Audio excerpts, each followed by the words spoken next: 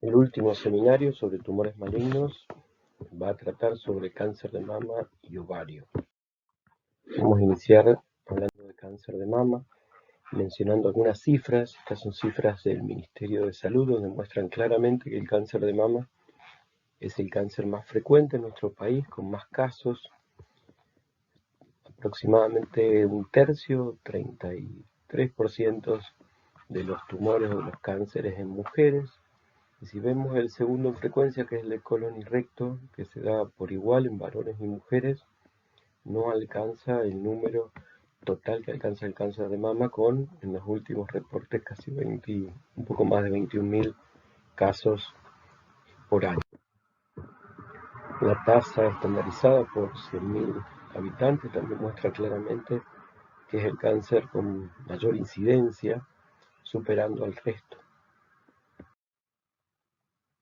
Cifras de Globocam de 2018, ustedes saben que es el Observatorio Mundial de Cáncer, habla de 2.088.000 personas con diagnóstico de cáncer de mama en el mundo durante ese año. Esto hace que hablemos de que cada minuto que transcurre se diagnostiquen 4 pacientes con esta patología en algún lugar del mundo. En nuestro país aproximadamente se diagnostican 19.000 a 21.000 casos nuevos cada año, por lo que vemos que es un número importante. Y por supuesto es el principal cáncer en mujeres en nuestro país. En el mundo hay una incidencia que va en aumento. En los últimos 15 años aproximadamente aumentó un 15% esta incidencia, pero también podemos decir que en los últimos años se vio una disminución de la mortalidad por enfermedad.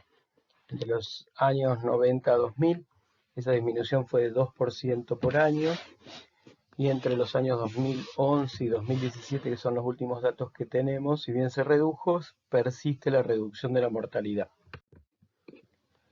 Y este es el dato más importante: más del 90% se curan si lo detectamos precozmente, más del 95% si los tumores son diagnosticados cuando miden menos de 1 centímetro. Y acá cumple un rol importante los métodos de diagnóstico temprano, como por ejemplo la mamografía, que nos va a permitir detectar tumores no palpables. En relación a la epidemiología, podemos decir que la supervivencia media de esta enfermedad a los 5 años en forma global puede llegar hasta ser casi del 90%, pero por supuesto que va a depender del estadio en el cual lo diagnosticamos. Como ya dijimos, tumores muy pequeños pueden tener supervivencias hasta 98% a 5 años, en cambio estadios 3, esa sobrevida desciende a 24%. Y también en relación a la edad, la máxima incidencia de esta enfermedad está por encima de los 50 años, con un porcentaje menor que se diagnostica en mujeres menores de 40. ¿Qué dice la Organización Mundial de la Salud? El mensaje clave en relación a esta enfermedad es que la detección precoz, a fin de mejorar el pronóstico y la supervivencia, sigue siendo la piedra angular de la lucha contra esta enfermedad. Es el cáncer más común en todo el mundo, con más de 500.000 mujeres fallecidas por esta enfermedad en el mundo, y con diferente incidencia en países desarrollados si lo relacionamos con países en desarrollo. La tasa alcanza casi 100 mujeres por 100.000 en América del Norte, Europa, y en países de África o países con menos desarrollo puede ser bastante menor, pero si tomamos la mortalidad es justamente lo contrario. En los países de primer mundo o desarrollados, la sobrevida general es mayor al 80%, cuando en los países menos desarrollados esta sobrevida llega a ser de un 40%, por supuesto relacionado al diagnóstico tardío y a la dificultad para el acceso a los tratamientos adecuados. La diferente incidencia entre países desarrollados y no desarrollados en general se relaciona con el estilo de vida occidental, relacionado con la alimentación, el sedentarismo, una dieta rica en grasas, unidos a la mayor edad del primer embarazo, menor número de embarazos y partos en las mujeres y el acortamiento de la lactancia. Todos estos factores pueden ser los causantes del mayor la mayor incidencia de esta enfermedad en países desarrollados. En relación a detección precoz, también como lo menciona la OMS, los dos métodos de detección precoz de una enfermedad, de cualquier enfermedad, es el diagnóstico, ni bien se conocen los primeros signos o síntomas, pero el método ideal es el tamizaje o cribado, que es la aplicación sistemática de pruebas de tamizaje en una población asintomática para detectar esta enfermedad. El diagnóstico precoz, como ya lo dijimos, es la herramienta más importante en relación al cáncer de mama. Y en relación al método ideal de tamizaje o cribado para esta enfermedad, la mamografía es el único método que demostró eficacia, ¿sí? Si la cobertura supera el 70%, esta forma de tamizaje puede reducir la mortalidad por cáncer de mama entre un 20 a 30% en mujeres mayores de 50 años. El autoexamen mamario no tiene no produce una disminución de la mortalidad, pero sí es claro que empodera a las mujeres que realizan esta práctica responsabilizándose por su propia salud, por lo cual es recomendable. ¿Qué es tamizaje? Dos palabras de esto, ya lo saben ustedes y lo van a ver en la materia de tamizaje, pero lo repasamos, una estrategia aplicada sobre una población para detectar una enfermedad en individuos asintomáticos.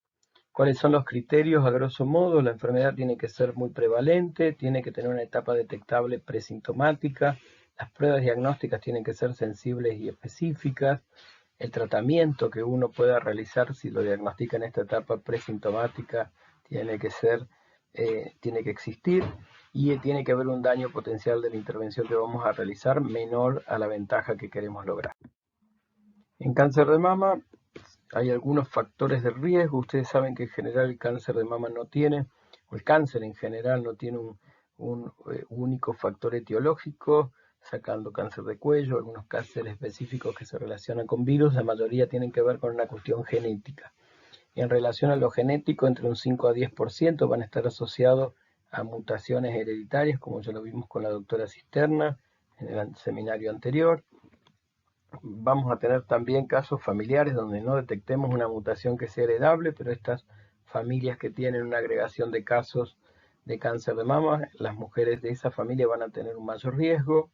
La exposición a estrógeno, como decíamos, la menarca precoz, la menopausia tardía, la edad tardía, un primer embarazo, el hecho de no tener embarazos o una lactancia insuficiente predisponen a la mujer a estar expuesta a estrógeno durante etapas mayores de su vida reproductiva y esto aumenta el riesgo de cáncer.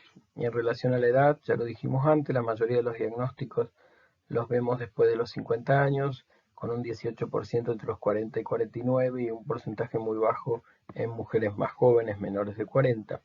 Y en relación al género, que es importante mencionarlo, esta es una enfermedad que afecta prácticamente en la enorme mayoría de los casos a las mujeres, con un diagnóstico de cáncer de mama en varones menos, que es menos del 1% de todos los casos.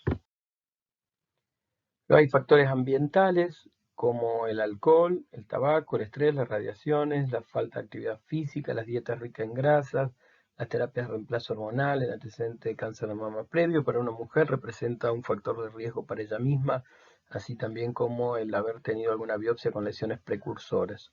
Se han hecho estudios tratando de demostrar relación entre, por ejemplo, el uso del corpiño, el cáncer de mama, el consumo de lácteos o carnes, pero ninguno de ellos demostraron ninguna relación.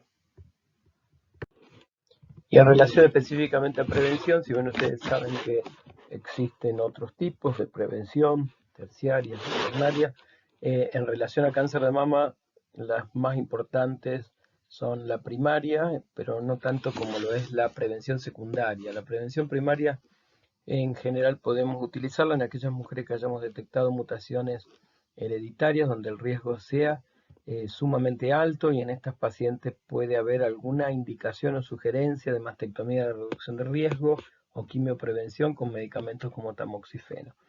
Pero la piedra angular, como lo decía la OMS, es la detección precoz o la detección secundaria, es decir, no podemos evitar que aparezca la enfermedad, pero podemos detectarla en una etapa donde las posibilidades de cura sean realmente altas. El trípode básico de prevención en cáncer de mama tiene que ver con el autoexamen mamario, que ya dijimos que es importante porque empodera y responsabiliza a la mujer en relación a su propia salud, el control periódico por el médico especialista con la palpación de las glándulas mamarias y las axilas, y por supuesto la mamografía, que es el más importante. En nuestro país el Ministerio de Salud ha desarrollado un programa nacional de control de cáncer de mama con el propósito de reducir la mortalidad de esta enfermedad. La visión es intentar garantizar a las mujeres un acceso equitativo al cuidado continuo, integral, adecuado y oportuno del cáncer de mama. Esto es obvio decirlo, todavía no se ha logrado, pero en la intención el programa está bien encaminado y con un objetivo fundamental de lograr una cobertura de tamizaje para cáncer de mama que supere el 70% de la población objetivo. En las guías de tamizaje del Ministerio de Salud vamos a leer la recomendación de que toda mujer entre los 50 y 69 años se realice al menos una mamografía cada 2 años, junto a un examen físico de las mamas por parte de un profesional de la salud, tanto mujeres menores de 50 como mayores de 69. El médico es el que va a definir o decidir la necesidad o no de realizar un tamizaje en estas edades. Las sociedades científicas tienen algunas recomendaciones diferentes. La Sociedad Argentina de Mastología es quizás la sociedad rectora en relación a cáncer de mama, y si ustedes leen en las páginas de esta sociedad, la recomendación para ellos es a partir de los 40 años y en forma anual hasta los 70. ¿Cómo clasificamos el cáncer de mama? Siempre lo vamos a clasificar como cualquier tumor en tipos histológicos. El tipo histológico más frecuente es el carcinoma ductal infiltrante, es decir, el que se inicia o se forma en los conductos de la mama, seguido por el carcinoma lobulillar infiltrante y un montón de subtipos. Pero más allá de la clasificación histológica, en los últimos años usamos una clasificación un poco más específica, que es la clasificación molecular, basada en ciertos factores que nos va a dar la inmunistoquímica, como la sensibilidad o la respuesta a receptores de estrógeno, de progesterona, oncogenes o oncoproteínas como el ER2, índices de proliferación como el Ki67, nos van a permitir subclasificar los casos de cáncer de mama más allá de su tipo histológico en diferentes subtipos que van a tener un pronóstico, pero sobre todo un tratamiento específico diferente. ¿Qué manifestaciones clínicas puede dar esta enfermedad? En general son los síntomas o signos locales, como la sensación de tumor o el hecho de palparse, una induración, la retracción del pezón de la piel, el compromiso de la piel o los ganglios palpables en la axila, o síntomas o signos por diseminación a distancia, y ahí va a depender obviamente del órgano afectado. La mamografía va a ser el principal método, ya dijimos, de tamizaje y también de diagnóstico en aquellas pacientes que consulten por haberse palpado un nódulo, por ejemplo. La mamografía es un método de imágenes radiológico que utiliza dos proyecciones, cefalocaudal y de perfil. Ya dijimos que es el principal método de screening y que permite disminuir la mortalidad por cáncer. Tiene aproximadamente un índice de falso negativo de alrededor del 10%, que va a depender de la densidad de la glándula mamaria de la mujer, siendo las más densas las que tienen más posibilidades de estos falsos negativos. Aquí pueden ver cómo se ve una imagen en un perfil de un nódulo característico de cáncer de mama con la típica imagen espiculada y densa relacionada al cáncer. La ecografía en general es complementaria a la mamografía, también es útil en mujeres jóvenes con mamas más densas, porque nos permite ver un poco mejor a través de esa densidad y fundamentalmente descartar o diferenciar nódulos sólidos de nódulos quísticos, y también podemos realizar a través de la mamografía punciones o biopsias y marcaciones.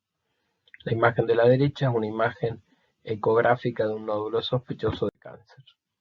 La resonancia mamaria también es un método que podemos utilizar, tiene mayor sensibilidad y especificidad, pero no es un método de screening, salvo en aquellas mujeres con mutaciones hereditarias y riesgos realmente muy altos o con prótesis mamarias, donde en estas mujeres puede que indiquemos este método de diagnóstico para el screening o seguimiento. Pero si no, en general es un método que usamos para ayudarnos en el diagnóstico cuando la mamografía y la ecografía es poco clara, o cuando queremos descartar o diferenciar tumores multifocales o multicéntricos que no se ven por otros métodos.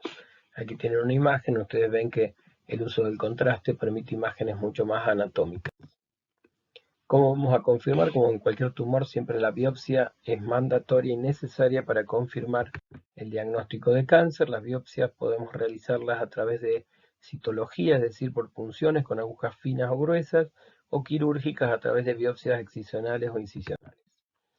Aquí tienen una imagen de cómo se hace una punción citológica de un nódulo de mama. Es realmente simple, necesitamos solamente una jeringa y una aguja, y a través de esa aguja vamos a lograr separar algunas células. Ustedes pueden ver aquí en la derecha cómo se ve citológicamente células tumorales de cáncer de mama. El patólogo puede en este caso informarnos positivo o negativo, pero no nos puede dar un diagnóstico histológico, ya que no representa tejidos, sino solo células sueltas. A diferencia de esto, la biopsia con aguja gruesa o biopsia core saca una especie de choricitos de tejido que permite un diagnóstico histológico, y en general es el método que hoy se utiliza con mayor frecuencia, dirigido por ecografía. El mamotón también es un método menos usado, pero que en algunos casos nos ayuda mucho, por ejemplo, cuando hay microcalcificaciones agrupadas en la mama que puedan ser sospechosas, ya que puede ser realizado dirigido por una mamografía. Las biopsias quirúrgicas, como dijimos, pueden ser incisionales, donde sacamos una porción solamente de la lesión para el diagnóstico, o excisionales, donde vamos a extirpar totalmente el nódulo para que podamos tener después un diagnóstico del patógeno. Dos palabras de lesiones precursoras del cáncer de mama son aquellas lesiones premalignas que aumentan el riesgo de padecer un cáncer infiltrante. De menor a mayor, las lesiones proliferativas sin atipías aumentan el riesgo en 1,5 veces. Las lesiones atípicas, donde se agrega atipía celular, aumenta este riesgo de 2 a 4 veces, y ya las lesiones típicamente premalignas, como el carcinoma ductal in situ y lobulillar in situ, van a aumentar esta posibilidad en 8 a 10 veces. El tratamiento, a grosso modo, del cáncer de mama, en general requiere siempre de cirugías. La cirugía es el único método con intención curativa, pero en general va a ir asociado o acompañada de otros tratamientos como quimioterapia, radioterapia, hormonoterapia para los tumores que son sensibles a las hormonas, y terapias biológicas dirigidas como anticuerpos monoclonales o terapias celulares. Ha habido un gran avance en relación al tratamiento de esta enfermedad, que permite hoy hacer diagnósticos y tratamientos a medida de cada tipo de cáncer que aqueja a cada mujer. Y sin olvidarnos de dónde venimos en relación al tratamiento, esta es una imagen de un viejo libro de cirugía, y vemos realmente los procedimientos que se realizaban en nombre de la medicina. Hoy nos dan un poco de vergüenza, pero no tenemos que olvidarnos de dónde se venía y cuántos pacientes y personas han sufrido en manos de la medicina. En relación a cáncer de ovario, que es nuestro último tema, podemos decir que es una patología mucho menos frecuente, pero sí con mucho mayor mortalidad. Representa el quinto cáncer en mujeres, pero es el primero si tomamos en cuenta la mortalidad, y se caracteriza básicamente por su diagnóstico tardío. Más de 80% lo vamos a diagnosticar en estadios 3 o más avanzados. Suele aquejar a mujeres en edades posmenopáusicas, entre 55 y 65 años en promedio. Factores de riesgo que se hayan podido encontrar son pocos. Sí, los más claros tienen que ver con las mutaciones heredadas, ciertos genes que demostraron una relación muy clara con cáncer de ovario, y quizás hoy sea el factor de riesgo más importante. Sabemos por su parte también que el parto, el uso de anticonceptivos orales, la ligadura o tubaria o salpingectomía y la histerectomía pueden reducir la incidencia de esta patología, y hay algunos medicamentos como el clomifeno que pudieron relacionarse en algún momento con el aumento de la incidencia de cáncer de ovario. El clomifeno fue un medicamento que se usó largamente en fertilidad, pero hoy es muy poco usado. Los tipos histológicos van a depender, por supuesto, de la estructura histológica del ovario. Los cánceres más frecuentes son los cánceres epiteliales. Recordamos que no es un verdadero epitelio, es un mesotelio el que recubre el el ovario, siendo el ovario el único órgano intraperitoneal primario, intraperitoneal verdadero, es decir, no tiene una recubierta y es el único que no tiene una recubierta del peritoneo. Dentro de los cánceres epiteliales, el cistoadenocarcinoma seroso es largamente el más frecuente, siendo seguido por el mucinoso, el endometrioide, el de células claras. Pero como recordamos, también en el ovario vamos a encontrar células germinales y derivado de estas podemos encontrar también tumores de células germinales, como por ejemplo el digerminoma, y en las células productoras de hormonas o cordones sexuales y estromas, tumores como células de granulosa, de Sertoli y de Sertoli-Leydig. Volvemos a decir para recordar claramente mucho más frecuentes los tumores epiteliales o los cánceres epiteliales en ovario. Como cualquier otro tumor, vamos a dividir el cáncer de ovario en estadios de 1 a 4. Ya dijimos que el estadio 3 es el más frecuente, la presentación más típica de la paciente es con ascitis y con carcinomatosis peritoneal, es decir, implantes de tumor diseminado en el peritoneo y muchas veces afectación ganglionar retroperitoneal y pélvica. En relación a las lesiones precursoras de cáncer de ovario, vamos a decir que la teoría más aceptada tiene que ver con su origen en la fimbria ovárica. La fimbria ovárica es la última porción de la trompa que se pega hacia la superficie del ovario.